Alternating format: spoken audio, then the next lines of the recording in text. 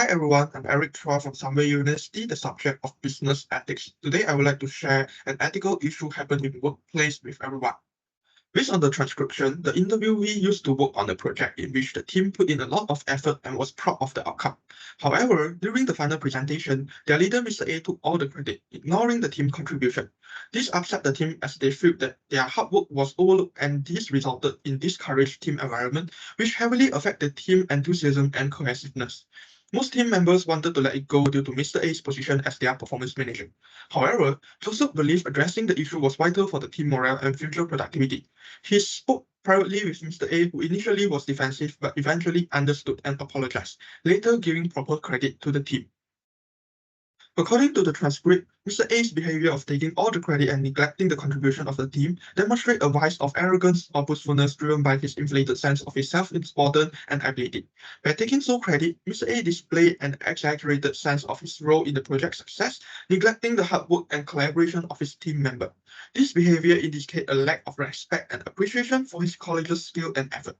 Mr. A's unfair and vanity behavior might bring negative influence to the company, which include make the employees feel undervalued and unappreciated, reduce employees' willingness to work proactively, and increase turnover. The most evident consequence is the distrust developed between the members and Mr. A. Once trust is broken, it can be challenging to rebuild. Team members may become hesitant to collaborate, share ideas, or relying on Mr. A for support, which can hinder the team's ability to work cohesively. Furthermore, the increase in turnover resulting from the undervalue and unappreciation of the employee may raise the problem of talent retention, which ultimately affect the company's long-term competitiveness and sustainability. On the other hand, Joseph's behavior of not compromising with injustice and taking appropriate action to communicate with Mr. A to resolve the problem exhibit a virtue of indignation. In this case, Joseph stood his ground and refused to let go of the issue when most of the members did so because Mr. A is their performance manager, as he believed Mr. A's action was unjust as he took all the credit of the team. Instead of reacting with anger or passivity, Joseph chose to address the issue constructively by discussing it privately with Mr. A. Joseph's actions show his commitment to resolve the issue ethically and effectively. His courageous and rational behavior might bring positive consequences not only to the team but also to Mr. A and the entire company. For example, encourage open communication among the team, rebuild the trust between leaders and subordinates to strengthen team cohesiveness and productivity, and help Mr. A in self-reflection and improvement. It's normal for employees to dislike a leader who does not appreciate and recognize their contribution. Hence, Joseph's bravery and justice in resolving the unfair treatment helped to improve the team morale and create a supporting environment which indirectly protect the company reputation, talent retention, and long-term sustainability. Aristotle's virtuous ethic focused on the development of good character traits and the cultivation of a moral character. He believed that virtues lies at the mean between two extremes, which we call vice of excess and deficiencies. Aristotle's golden mean is a principle emphasizing that virtue exists between the extremes and that the ideal moral action may be found in a reasonable and balanced approach.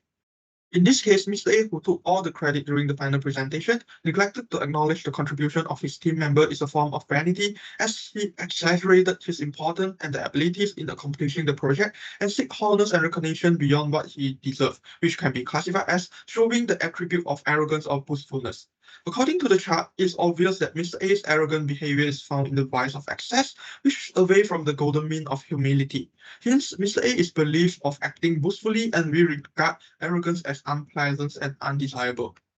On the other hand, Joseph is exhibiting the characteristic of indignation in this case. According to the chart, Joseph's behavior is positioned between the vice of deficiencies and the vice of excess, which is in the golden mean of indignation.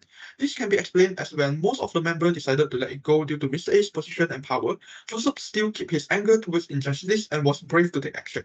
In addition, although Joseph felt angry towards Mr. A's injustice behavior, he still kept his sanity and undertook appropriate action to personally communicate with Mr. A, indicating Joseph's distancing from the vice of spitefulness. Hence, Joseph's indignation is worthy of encouragement and praise. To eliminate inappropriate leadership behavior, serious penalties such as warning letter or financial penalties should be implemented to Mr. A. It's important for the company to exhibit zero tolerance regarding Mr. A's action of omitting other people's contribution and emphasizing the importance of group contribution. As Aristotelian studies, humility can only be achieved when individuals recognize their own abilities and limitations. By doing so, Mr. A will be able to realize his mistake and at the same time warn other leaders and comfort the affected employees. In addition, although Mr. A has accepted John's explanation and apologized to the team through email, it might be insufficient. This is because those higher level management who did not receive Mr. A's email might still think that the project was completed by Mr. A alone. They may have a negative impression towards the team, and the team's member future career development may be affected. Hence, Mr. A must be truthful in admitting his mistake to the higher level management for appropriate action to be taken. If Mr. A does so, this indicates that he has performed self-reflection and truly recognized his mistake, which could be a sign of virtue. However, if Mr. A failed to be honest in disclosing his mistake, further action should be taken by the member, such as anonymous report and stricter punishment, such as transferring to other position or demotion should be undertaken to prevent him from continuing exploiting the member. That's all for my presentation. Thank you.